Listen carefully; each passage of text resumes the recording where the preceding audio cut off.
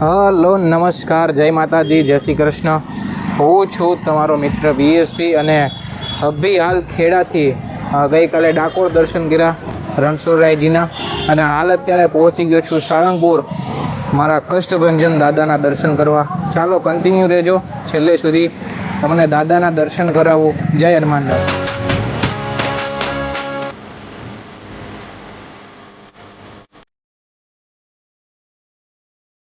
જો ભાઈ અંદર એન્ટર થતાની સાથે જ દાદાની વિશાળકાય પ્રતિમા જોવા મળે. મને આગળથી તમને બતાવું અને અત્યારે સૌથી પહેલાં મુખ્ય મંદિરના દર્શન કરાવું. બે હાલ 1:30 જેવું વાગી ગયું છે. મંદિર ખુલ્લું હોય તો સારું, બાકી જય હનુમાન દાદા.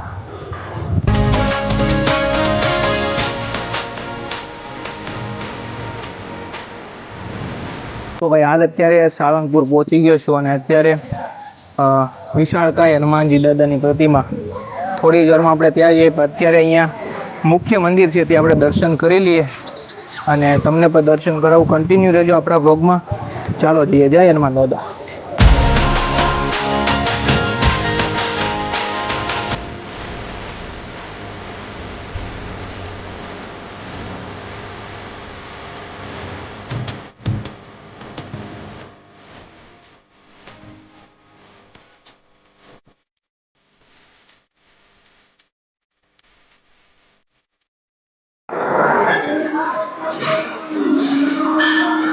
તો ભાઈ દાદાનું મંદિર બંધ હતો એટલે ડાયરેક્ટ ભોજનાલયમાં અત્યારે જમવા આવ્યા છીએ.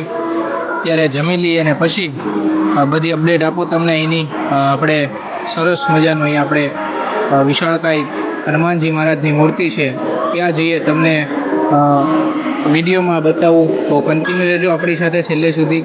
જય હનુમાન દાદા. આ રીતનો કંઈક પ્રસાદ છે દાદાનો. સરસ મજાનો પ્રસાદ આપણે ખાઈ લઈએ દાદાનો, ત્યાર પછી મળીએ. જય હનુમાન દાદા.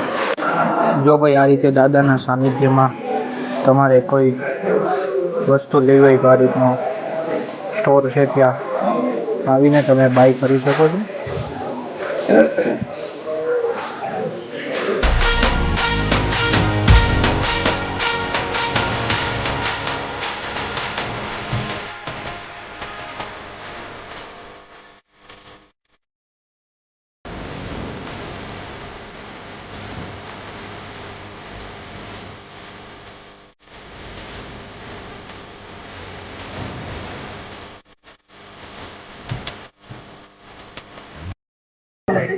તો ભાઈ મને તમને કીધું એમ કે દાદાનું મંદિર બંધ છે અત્યારે અને દર્શન આપણે થઈ શકે એમ છે નહીં.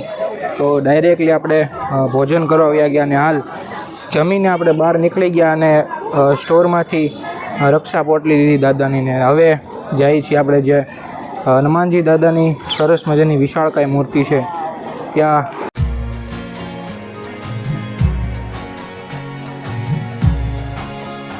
જો ભાઈ આ રીતની ભોજનાલય છે બહારથી કંઈક સરસ મજાની, હમણાં થોડા ટાઈમ પહેલાં જ નવી બનાવવામાં આવી છે. અહીંયા આ પૂજાપાઠ ખંડ છે આખો અને સામે છે દાદાનું મંદિર છે. સામે સરસ મજાની ટૂંક સમય પહેલાં મૂર્તિ બનાવવામાં આવેલી છે દાદાની, સ્ટેચ્યુ.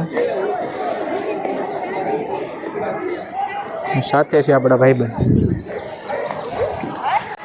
તો હાલો આગળ વધીએ.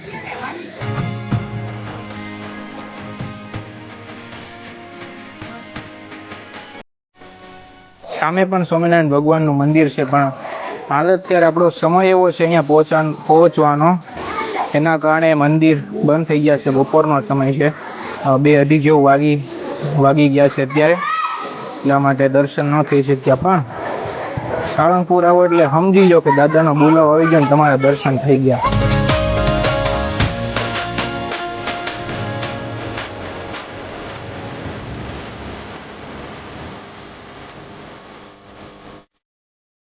ભાઈ કોઈ જાતનું અમારું બંનેનું પ્લાનિંગ નહોતું અહીં આવવાનું.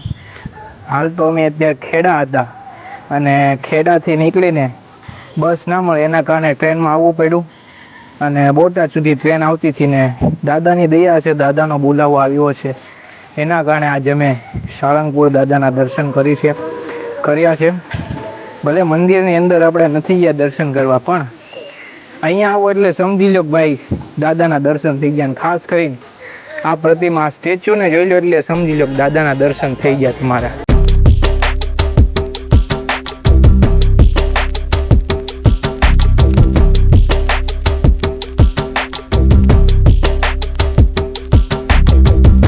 મંદિરના ઈષ્ટદેવ કષ્ટભંજન હનુમાન દાદાની મૂર્તિની સ્થાપના સ્વામિનારાયણ સંપ્રદાયના ગોપાળાન સ્વામીએ કરી હતી. વાત કરીએ હનુમાનજી દાદાની વિશાળકાય મૂર્તિની. આ મૂર્તિ 30,000 kg વજન ધરાવે છે અને 7 કિમી દૂરથી પણ જોઈ શકાય છે. 11 કરોડના ખર્ચે બનાવેલી હનુમાનજી દાદાની વિશાળકાય મૂર્તિ. જય હનુમાન દાદા.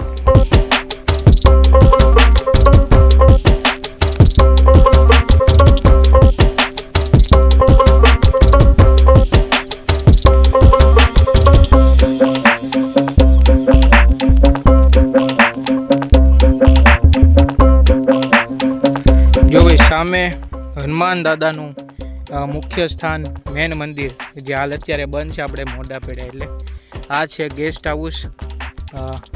ભાવિ ભક્તો અહીંયા આવે તો રહેવા માટે. અને આ છે સરસ મજાની વિશાળકાય પ્રતિમા હનુમાનજી દાદાની. તો ભાઈ આ તો આજનો વિડીયો નાનો બન્યો, પણ કેવો લાગ્યો મને જરૂર કોમેન્ટમાં જણાવજો. ડાકોરથી સીધા સાળંગપુર આવ્યા છીએ. મળીએ છીએ નવા વિડીયોમાં. ત્યાં સુધી રજા આપો. જય માતાજી, જય શ્રી કૃષ્ણ, જય હનુમાન દાદા.